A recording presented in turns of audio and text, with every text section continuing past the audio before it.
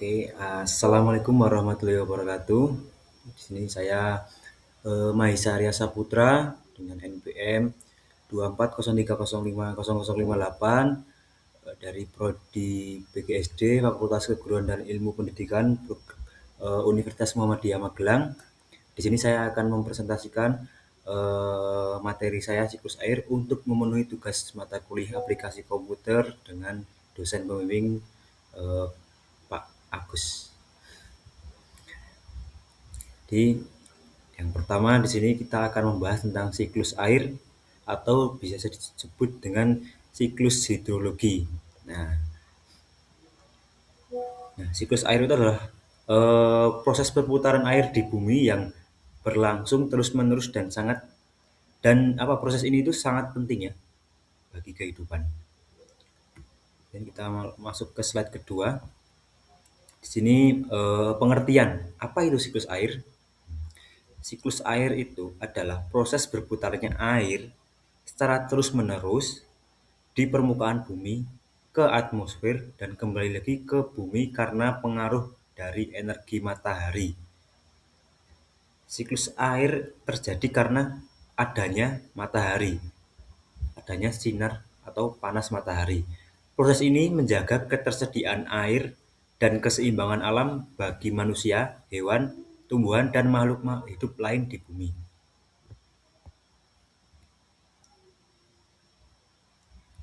Nah, lanjut, eh, proses dari siklus hidrologi ini ada 6 siklus utama, yaitu pertama evaporasi, kondensasi, transpirasi, prestisipasi, infiltrasi, dan runoff. Nah, untuk penjelasannya kita akan bahas di slide selanjutnya. Pertama, evaporasi. Evaporasi itu adalah proses perubahan air dari bentuk cair menjadi uap air akibat pemanasan oleh sinar matahari. Penguapan terjadi pada berbagai sumber air di permukaan bumi. Contohnya air laut yang menguap, kemudian air danau dan air permukaan lainnya. Intinya air-air yang ada di permukaan bumi. Karena jenis-jenis air kan ada air yang ada di permukaan, kemudian air yang ada di dalam tanah, atau air batuan, dan lain sebagainya.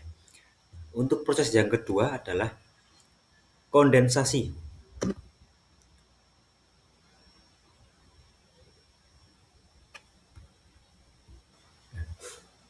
Selanjutnya kondensasi atau pengembunan, itu bisa disebut juga sebagai pembentukan awan. Nah, setelah tadi air menguap dari air permukaan, menguap ke atas menjadi awan.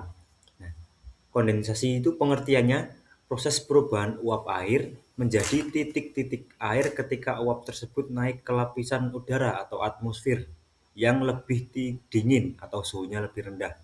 Titik-titik air ini berkumpul dan membentuk awan. Nah, uap air yang naik ke atas ini akan mendingin dan berubah menjadi titik-titik air karena adanya penurunan suhu yang menyebabkan terciptanya awan. Next, selanjutnya adalah transpirasi. Ya, untuk tadi yang kondensasi ini bisa contohnya itu awan yang ada di langit yang kita lihat sehari-hari yang berwarna putih seperti yang ada di PPT ini. Nah, ini adalah hasil dari proses kondensasi. Kemudian proses selanjutnya adalah transpirasi. Transpirasi ini adalah proses penguapan yang terjadi pada tumbuhan. Nah, kalau tadi kondensasi kan penguapan yang terjadi di air-air permukaan bumi, contohnya sungai, laut, danau. Nah, kalau transpirasi ini penguapan yang terjadi pada tumbuhan. Nah, ini terjadi melalui stomata atau pori-pori daun. Nah, di materi sebelumnya sudah ada penjelasan tentang sistem bagian-bagian tumbuhan. Nah, kemudian air yang diserap oleh akar akan dilepaskan kembali ke udara sebagai uap air.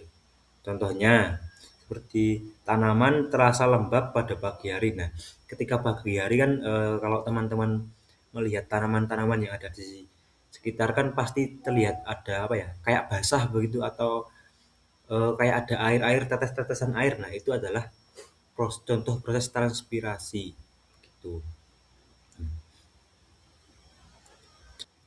Selanjutnya, proses yang selanjutnya adalah presipitasi atau hujan. Nah, setelah tadi proses penguapan dari air yang ada di bumi dan yang ada di tanaman menguap menjadi awan.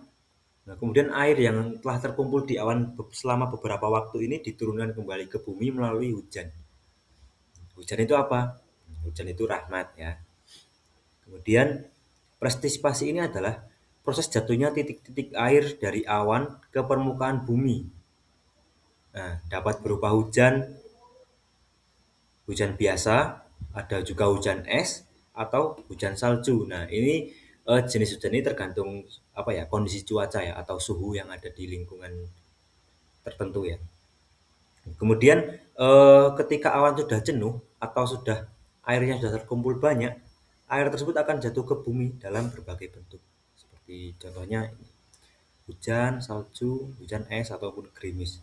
Atau juga ada istilah lain yaitu udan ketek yang kalau bahasa Jawanya ya. Saya juga punya. Nah, ini contohnya yang ada di gambar ini adalah keteknya. Ini ini hujan, ini ketek gitu. Next, proses selanjutnya adalah infiltrasi. Infiltrasi itu adalah proses peresapan ke dalam tanah. Nah, setelah tadi hujan, air yang setelah penguapan kemudian terkumpul menjadi awan di langit dan turun ke bumi. Nah, air tersebut akan diresap kembali oleh tanah. Nah, infiltrasi ini pengertian ilmiahnya secara IPA adalah proses masuknya air ke dalam tanah. Nah, air itu meresap melalui pori-pori tanah dan menjadi air tanah yang diserap oleh akar tumbuhan. Jadi akar tumbuhan itu membantu penyerapan air ya teman-teman. Makanya banyak juga dari apa pencinta-pencinta lingkungan yang menolak adanya penebangan hutan. Contohnya deforestasi lahan di Sumatera. Itu karena deforestasi itu akan mengganggu siklus hidrologi dan mengganggu apa ya proses infiltrasi. Jika tanah yang menyerap air itu berkurang, kemampuan tanah dari menyerap air tersebut akan rusak. Kemudian tanah tidak bisa menyerap air dan air itu mengalir di atas tanah yang menyebabkan tanah itu longsor gitu. Jadi bencana yang ada di Sumatera itu karena kemampuan penyerapan tanah itu sudah buruk ya. Yang terakhir, proses terakhir itu adalah runoff. Nah, runoff ini adalah aliran permukaan seperti sungai. Jadi runoff adalah aliran air di permukaan tanah yang terjadi ketika air hujan tidak meresap ke tanah. Air akan mengalir menuju tempat yang lebih rendah, tempat yang tinggi ke tempat yang lebih rendah seperti sungai. Tidak ada air yang mengalir dari tempat yang rendah ke tinggi. Itu namanya medeni dong. Nah, air yang mengalir ini nanti hulunya dari hulu ke hilir. Hulunya itu adalah biasanya mata air atau enggak pegunungan-pegunungan ke hilir sampai ke laut ataupun danau. Oke. Next, yang terakhir selanjutnya apa sih manfaat dari adanya proses siklus hidrologi ini? Manfaatnya itu adalah untuk menyediakan air bersih bagi manusia, hewan, tumbuhan, dan makhluk hidup lain di bumi. Karena air itu adalah sumber kehidupan yang utama selain sinar matahari. Kemudian mengisi kembali cadangan air tanah. Yang ketiga, mengatur suhu dan kelembapan udara. Dan yang terakhir, menjaga keseimbangan ekosistem alam. Next.